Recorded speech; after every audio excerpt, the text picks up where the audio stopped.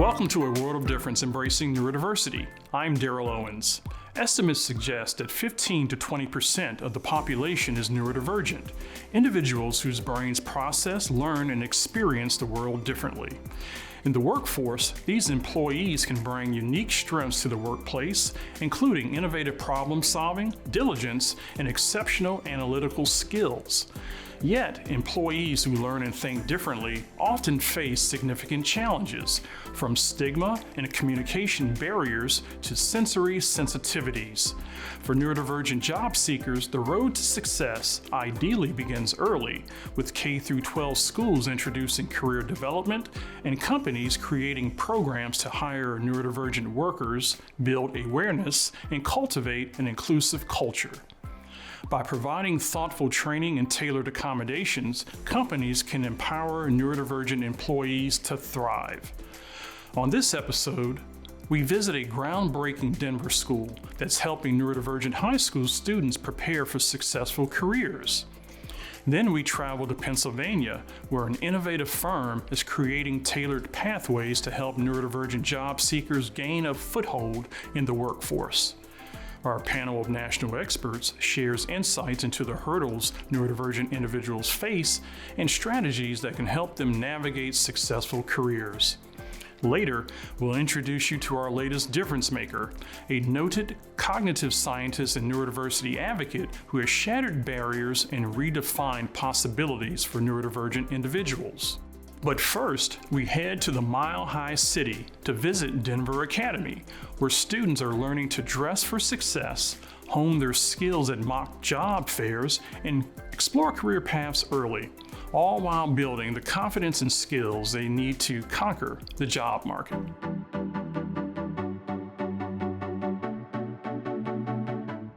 I want to be a biomedical engineer. I want to be a college professor. Baseball writer. I've decided to go into the Marines.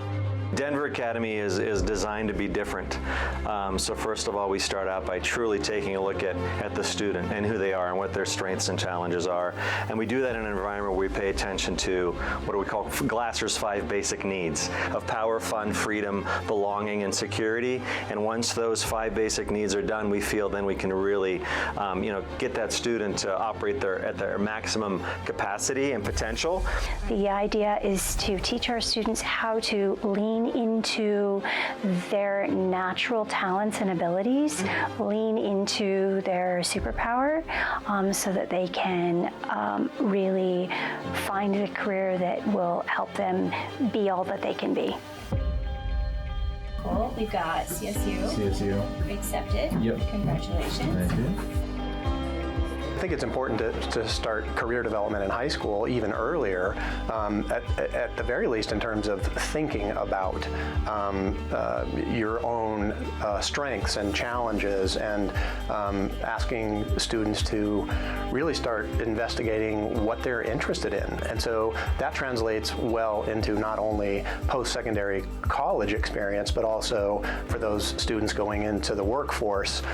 And we do that by focusing on the verbs, not so much the nouns, meaning they know how to think critically, analyze, apply, evaluate, synthesize, because the nouns are going to change. So in a way, I think we're preparing students potentially for jobs that don't even exist yet, being able to truly show what you know through a variety of ways, whether that be an essay or a podcast, a performance or a presentation, a slogan or a piece of artwork. Sometimes when we read a novel, the students will show their understanding through creating a soundtrack for that novel, from picking songs that exist to composing songs. So just kind of finding ways for students to express truly how they learn best. I mean, it's our tagline, but it's also truly like our North Star. I mean, it's something we focus on every single day. Students are doing a deep dive. They're researching 5 different schools, Level, Reach, Super Reach, and so forth. And they are identifying what they would need to do in order to achieve those schools.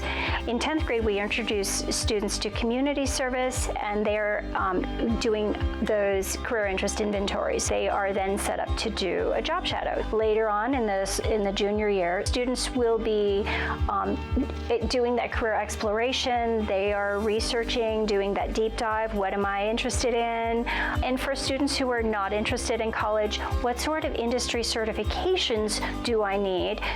When thinking about what I want to do with my future and my career, I want to make an impact on the world that's going to have a lasting impression on people.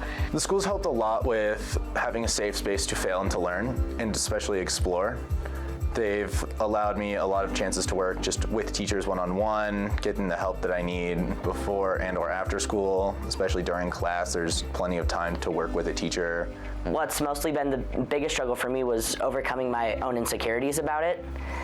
And I feel like every adult teacher in my life has always said to embrace what makes you different. I'm naturally cynical and questioning of the world around me, and I tend to be able to cut through the haze to get to the truth of a claim pretty quickly, which is kind of fun. I think being a journalist, that's an important skill to have. We bring a different perspective. We're outside of the box thinkers, which is what's so special. It's not just like one straight path. We're looking at all the little cutoffs through the woods and whatnot to get to the end point. I think having an open support system really pushes you to do the best that you can regardless of your neurodivergencies, and I think it's something that I hope DA continues to thrive with doing. I think the most common misperception or misconception about neurodiverse individuals and the career path is that there would be some limitation. And there really are no limitations. This is one of the things that we have posted in our atrium here in the high school building, the pennants and flags of all the different universities, colleges, trade schools, military, wherever they decide to go. And we ask the question, where do Denver Academy graduates go? And the answer is wherever they want. There are no limitations. My mind kind of turns to Clifford Still. He has a museum dedicated to him just here in Denver, and I went with my daughter a couple months ago, and there's this big quote when you come in the museum, and it says that it is intolerable to be stopped by the frame's edge. And that's the advice I would give her, is do not let certain preconceived, whether it's societal or business or other structural boundaries, stop you from doing what you want to do. Some of our best CEOs are neurodivergent, so get out there, go be neurodivergent, and succeed.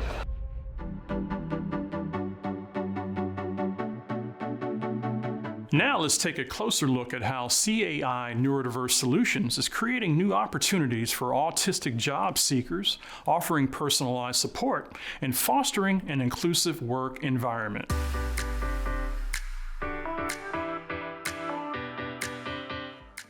CAI Neurodiverse Solutions provides an end-to-end solution in the space of neurodiversity employment. We cover from the beginning, so the outreach, the training, the hiring, the onboarding. It's all customized because we lead with a person-first approach. It's about understanding each individual. We're able to ask questions, have one-on-one related sessions with them, and at the same time, we're providing feedback, observing how that feedback is being consumed.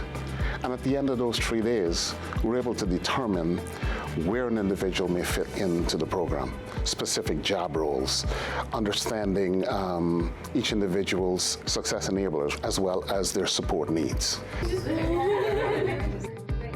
So here at Huntington, the program is that we work in partnership with CAI, and we bring these neurodiverse individuals in to provide an inclusive environment, a community atmosphere where they have like-minded individuals working well together, and we just give them an opportunity to do what they do best. This program doesn't go through the traditional interview process. It's really about getting to know the individual, getting to know what they're passionate about.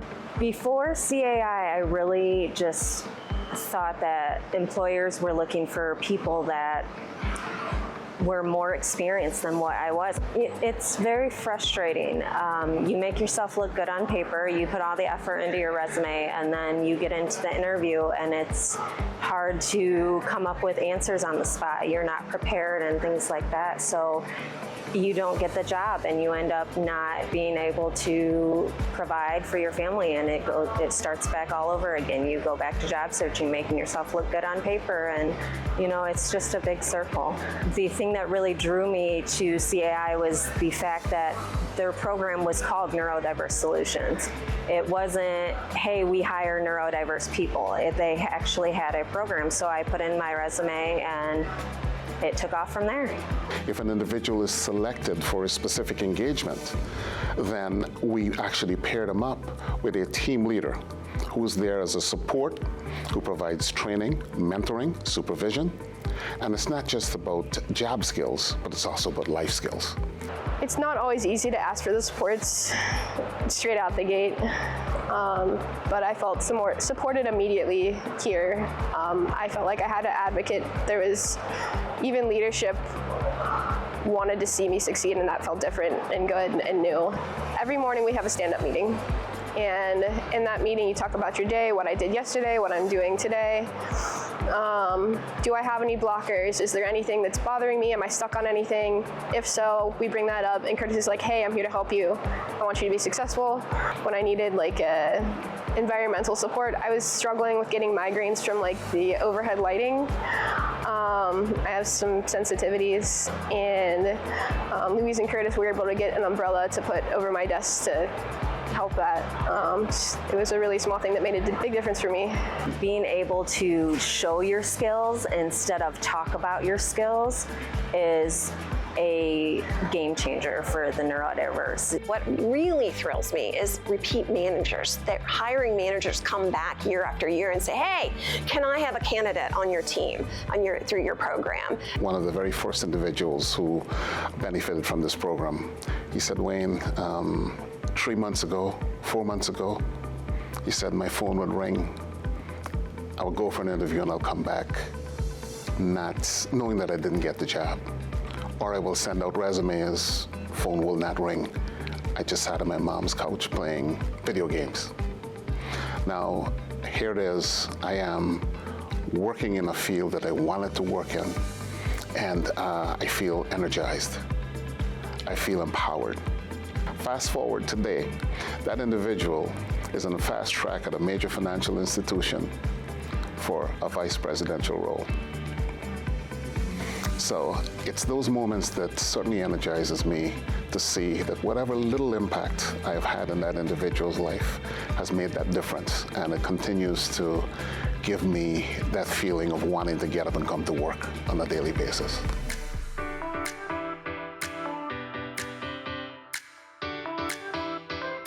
Next, our experts explore the unique challenges and opportunities faced by neurodivergent individuals in the workplace.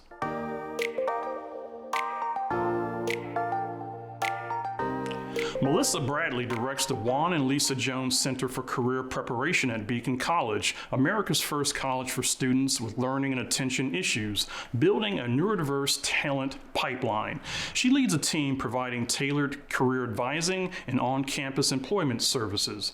Bradley partners with employers nationwide to develop internships and recruitment programs. A national board certified teacher, she began her 30-year education career specializing in inclusive language arts in Palm Beach County, Florida. She later led statewide education and career planning for the Florida Department of Education, impacting 74 districts and directing training for the FACTS.org student advising system for the Florida Board of Governors.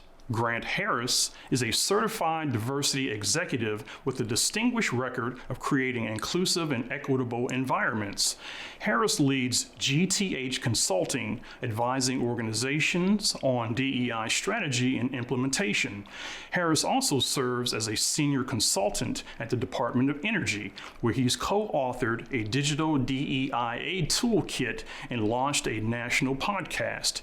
His expertise spans strategic planning, training, and data-driven DEI initiatives. Harris has driven significant improvements in employee retention and engagement and has a passion for fostering belonging and accessibility.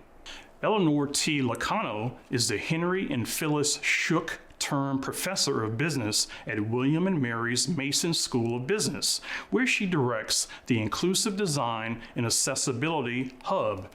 A leading expert in universal design, her research explores the intersection of technology and user experience, focusing on how mobile apps and social media can improve lives, especially for individuals with diverse abilities. Dr. Locano also investigates diversity in IT, particularly the experiences of women.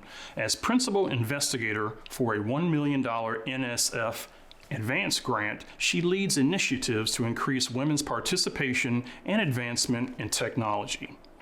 And we're going to start our conversation with Melissa Bradley. So Melissa, how would you define neurodiversity, and why is it important for companies to view neurodiversity as an asset rather than as a disability? Absolutely. Neurodiversity really describes the natural way that people think, learn, perceive the world, and even interact and process information differently. And for those who have these different ways of thinking, can really help an organization thrive, thanks to the variety of perspectives and backgrounds that can improve creativity, problem solving, and even innovation. These types of abilities that people bring to the table can really help an organization recognize that differences are natural, and it only highlights the capabilities of their total workforce and the collective impact they can have on the entire business or organization.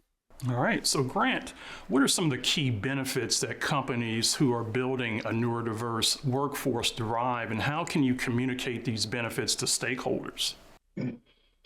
Well, great question. Benefits really come from two perspectives, a human capital impact and a financial impact within the workplace. And we really see these across three different channels.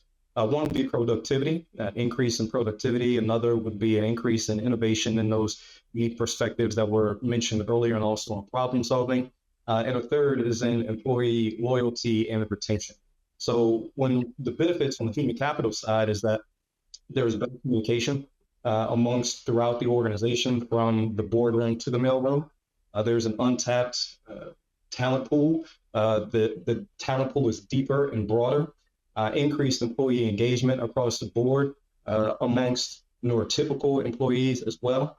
And also it makes the brand more attractive and creates brand loyalty within the employee ranks, but also externally with customers as well. All right, thank you, Grant.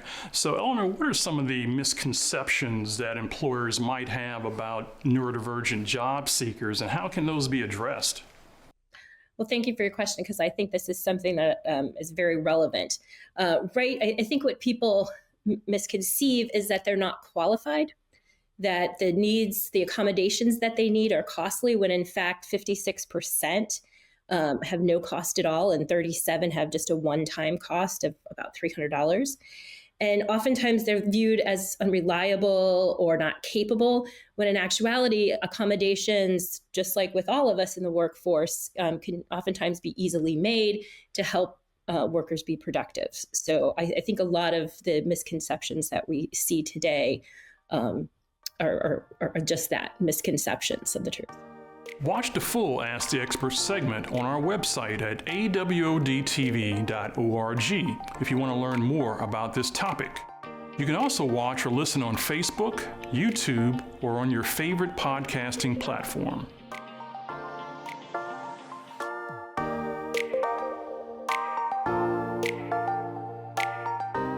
Next, let's meet our latest difference maker. As a Rhodes Scholar, Dr. Maureen Dunn took the road less traveled, starting her academic journey at a community college and later becoming the first community college graduate to earn the prestigious Rhodes Scholarship. That feat foreshadowed the persistence that has colored her groundbreaking work that has touched the lives of countless individuals and organizations, establishing her as a global leader in advocating for neurodivergent individuals. As a celebrated cognitive scientist and neurodiversity expert, she authored the national bestseller, The Neurodiversity Edge. Her insight has influenced Fortune 500 companies, educational institutions, and philanthropic foundations, where she serves as a senior advisor and lead trainer. Dunn's journey is a testament to resilience, innovation, and the power of embracing difference. I've been working in the neurodiversity space for over 2 decades. I've served as an advocate, as a researcher. I'm also a parent. I have lived experience. So this has been really, the focus of my life and my passion. As a child, knew I was hyperlexic, so I was reading fluently before I was 3. Most of my childhood I did excel at school and I was identified as being gifted, but I always kind of knew that that wasn't the full story. And I've come to understand that I, fall into what we'd call ADHD, which is both ADHD and autism. At community college, I started to just find my voice and my path, and sometimes it's hard to explain. You get pulled in certain directions, but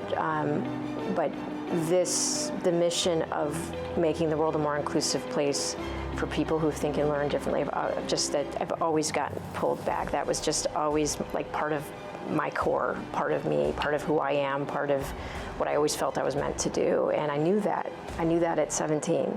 I didn't know that at 16, but I knew that at 17.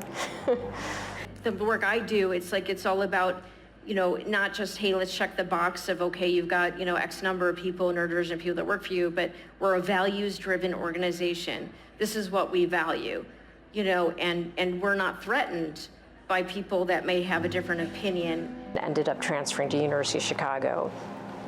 And then becoming the first community college graduate to become a Rhodes Scholar. But I do credit my community college experience. That's why I ended up, then running, as an elected official for a trustee role at the same community college that I had gotten that start, and invested myself heavily in that kind of volunteer work, right, with community colleges, is because I could see how transformative they are. This has also been the focus of my career, my training. I did my PhD at Oxford, bachelor's and master's degree at University of Chicago. All my research and professional work has also been very focused on this mission, and have been working with organizations and companies from startups to Fortune 500 companies, helping them develop an organizational culture that is what I would call authentically neuro-inclusive. I've worked with the Lego Foundation, helped them launch their $20 million Play for All accelerator focused on neurodiversity. The goal was really just to, try to support global change makers that are innovating, and there was more of a focus on children and families and schools, developing products and innovations that would help teachers be able to more personalize their approach in the schools and families. But that program, there was a number of startups, but we also funded some later stage companies, like Kahoot is an example. They're a publicly traded company out of Norway, and they expanded their offerings and were in some cases rethinking how they were doing things to make sure their platform was neuro-inclusive, and that there was some optionality there to really contribute to this community. We've been doing a lot more consultation work, so a lot more tactical, a lot more strategic. So I'm a co-founder of the Autism Angels group. So one of our incubator partners is Innovation DePage. We've been seeing some great success with the entrepreneurs that have been selected for the program. So that program's been a partnership where there's support for neurodivergent founders. It could be an AI company, it could be a data solutions company. We're open to any vertical, but we want to fund companies that either are founded or co-founded by neurodivergent people, or at least a company that is including a neurodivergent person in a key leadership role. So I am the mom of triplets. So I have 2 identical girls and a boy. They know mommy, released a book. They came to the bookstore. They each wanted to buy their own copy, right? So they start asking questions. Well, what's neurodiversity? And trying to explain that, right? I actually start telling them stories about divergent bees. think of these 5 bees in this beehive, and there's 4 that are perfectly performing this waggle dance, that's expected. But there's this one that is not, not doing the waggle dance, and is at first seen as different, but then it turns out actually, that one is actually a huge asset to the whole hive community, is going off in seemingly different directions, but is finding and discovering new sources of pollen that benefit the whole hive community. And so it's okay to be different. It actually, if we think about this differently, it benefits the whole community. We should be thinking about this from more of a community level and an organizational level where we don't all have to be the same, and we all can contribute different things, and that's really important.